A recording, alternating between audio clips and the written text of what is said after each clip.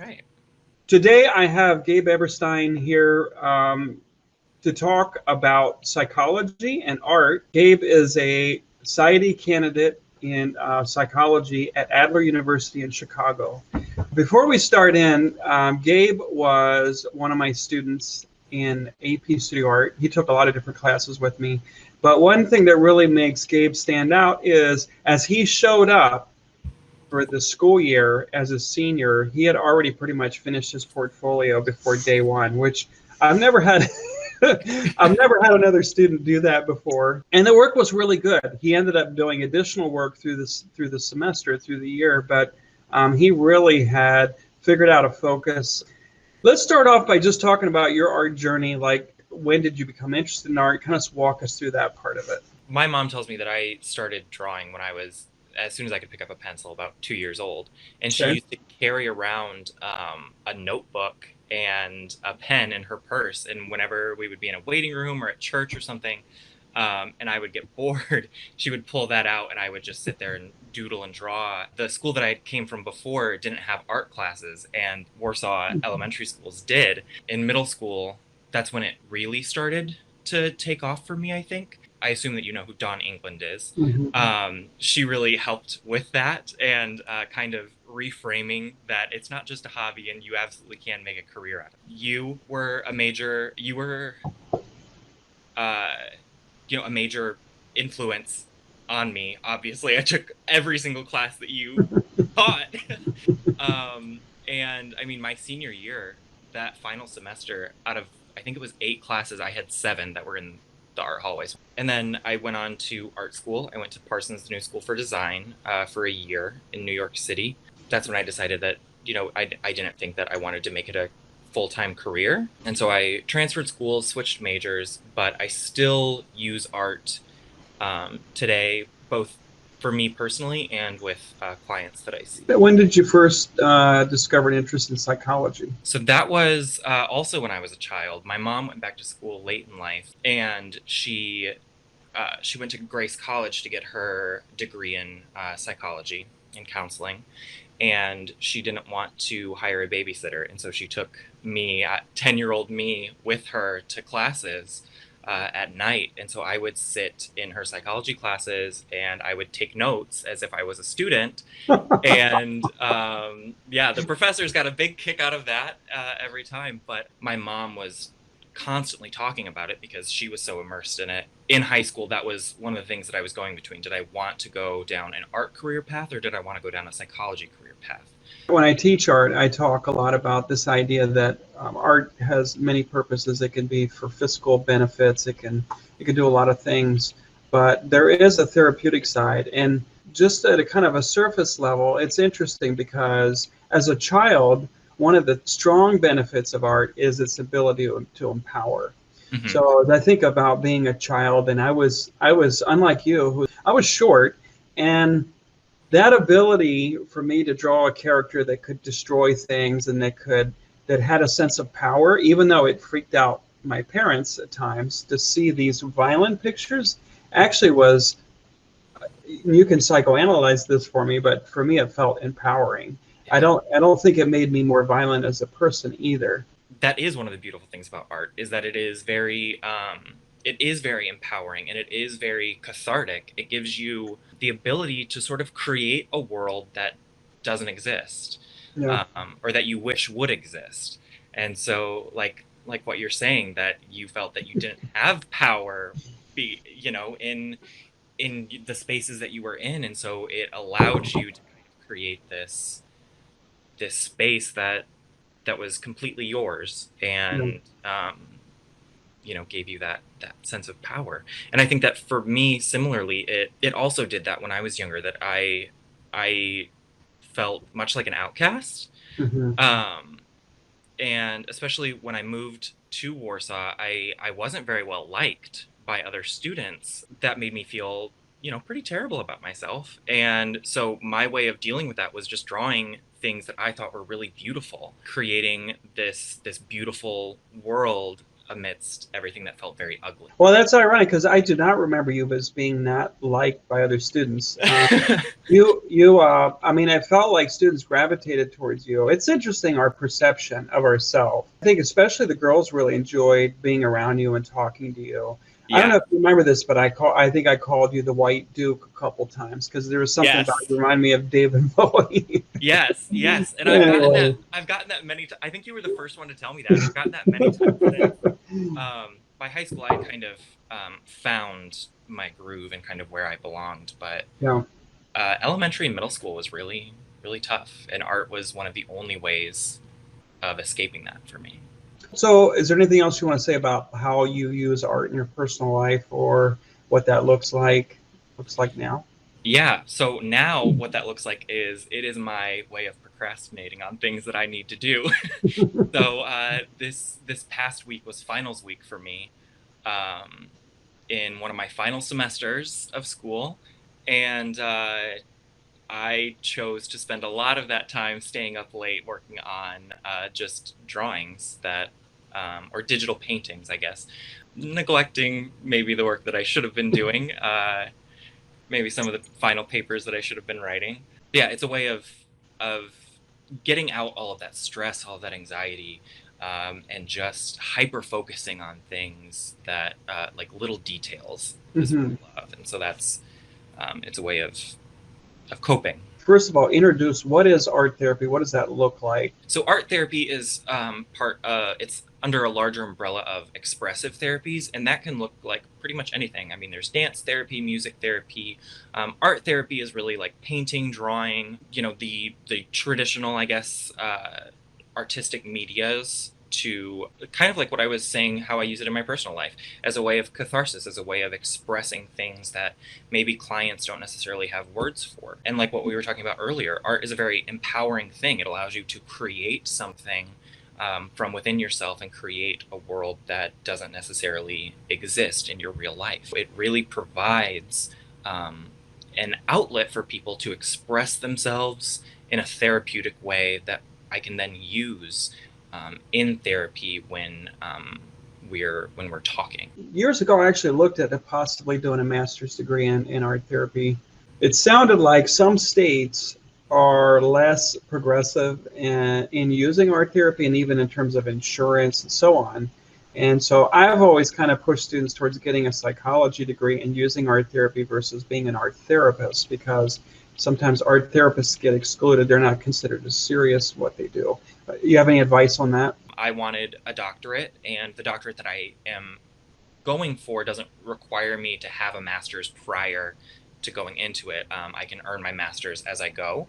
Um, and so that was one of the major deciding factors, is that I wanted to be an art therapist, but there was no doctorate option. And I didn't want to do the 2 extra years on top of the 5 years that I was already going to be spending. The way I understand it is there's a shortage of people working in counseling and art therapy currently. Like there's an ebb and flow, and we'll suddenly hear as educators, there's a shortage of nurses, there's a shortage in these different areas, and then there's a flood and kind of a ebb Hmm. and flow. But psychology's really had a shortage over the past few years, and I'm sure with COVID, it's probably it might even be worse. Even at my job, working as a high school and college instructor, there's been much more concern about the overall well-being of students in terms of their psychosis versus in the past it was much more about grades and like make sure you're on them and that they're getting things done. Now it's much more make sure they're healthy mentally. Pre-COVID,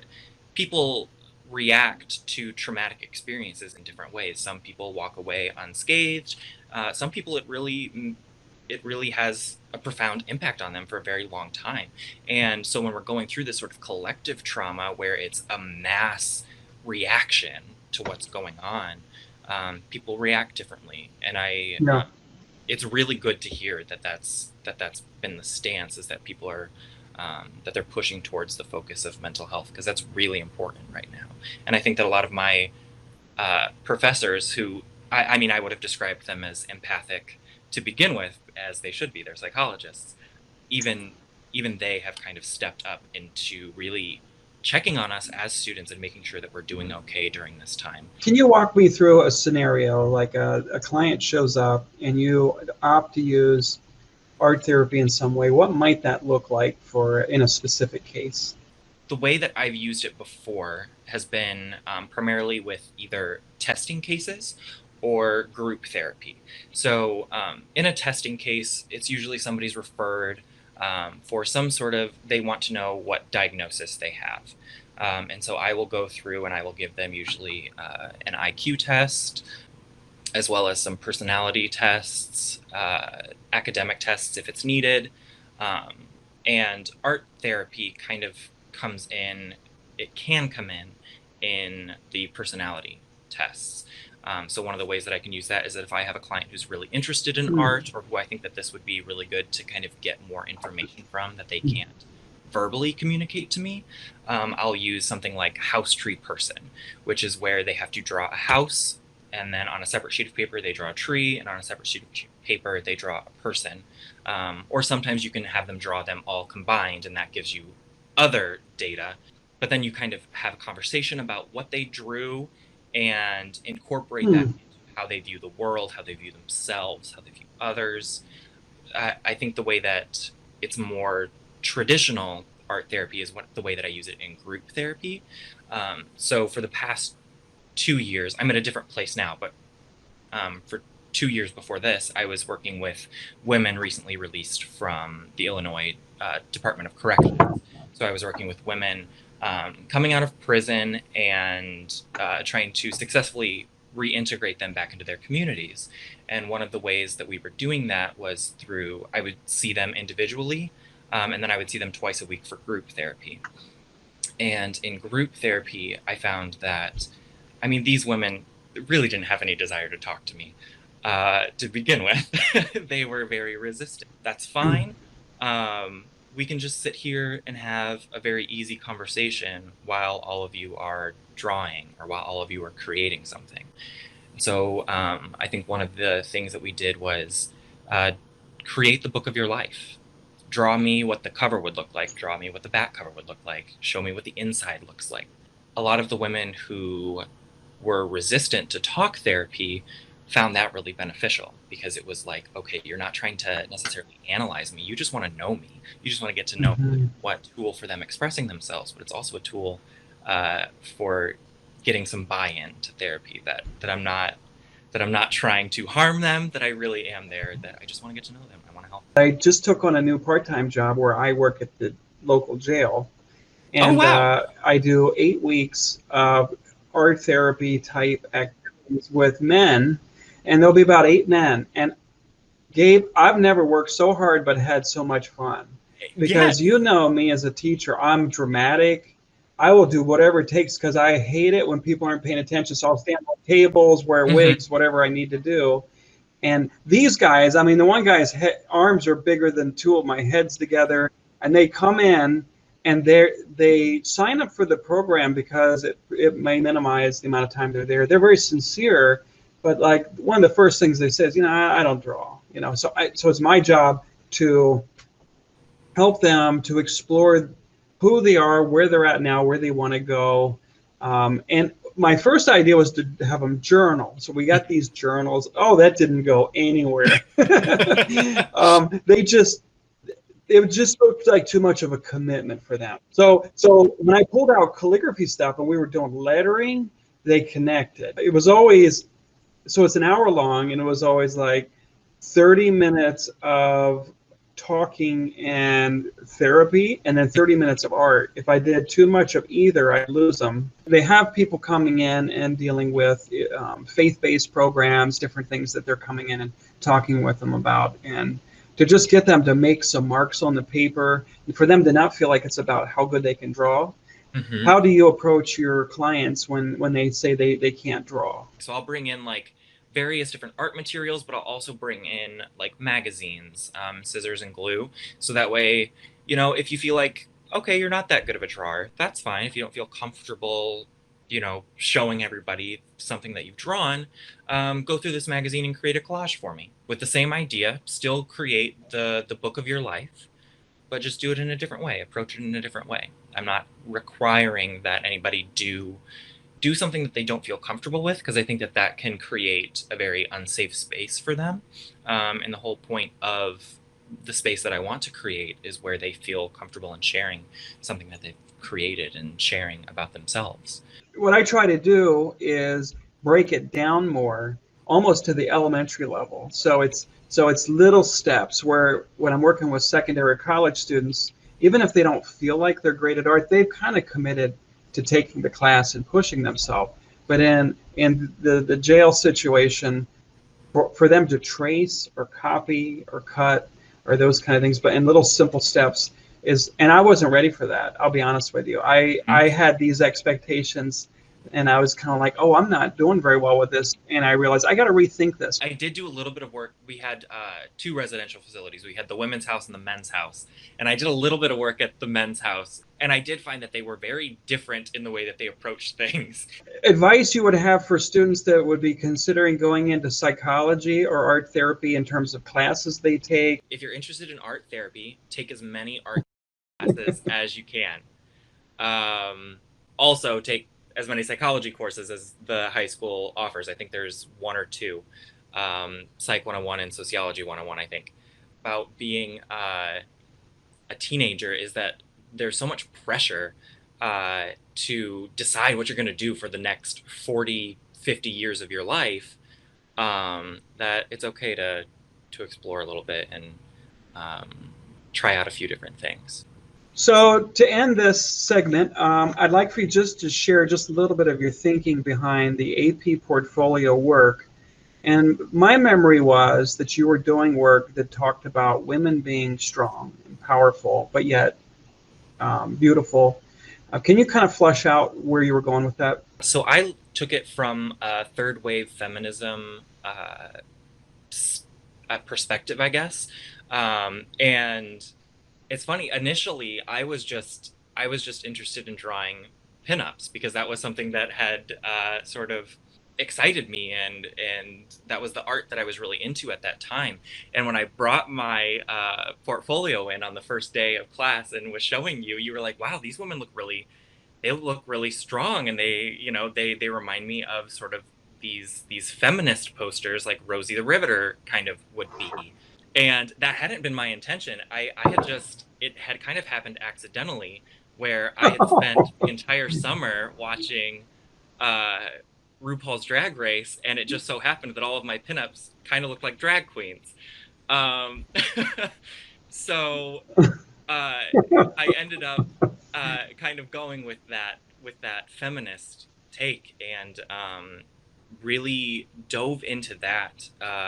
And read a lot of books about third wave feminism, read the history, kind of the start of feminism with women's suffrage, and all of that information that I could absorb, and really utilize that. And it really set me up well for kind of the work that I do now. My dissertation is largely about femininity versus masculinity and how it's viewed in society. And how femininity is viewed as less than when we compare it to masculinity. And so, I mean, that feedback that I got that first day of class has really kind of set me up for the last 8 years of my life. Well, what the beautiful part of this story for me is that you're willing to do the research. And when you read and you research with art, beautiful things can happen, and it's so much richer for a student who's interested in environmentalism or politics or whatever to do the hard work, which it can be fun to read and research and let it inform your work. And because in many ways, you as an artist, you become a spokesperson for whatever it is you're creating, and to be ill-informed, it doesn't take long for people to figure out you really don't know much about what you're talking about, and the work isn't going to be as interesting. So I think it's neat as a high school student, you were doing college reading at the time and willing to do that. So I appreciate that. Thank you so much, Gabe, for joining us today. Thank you.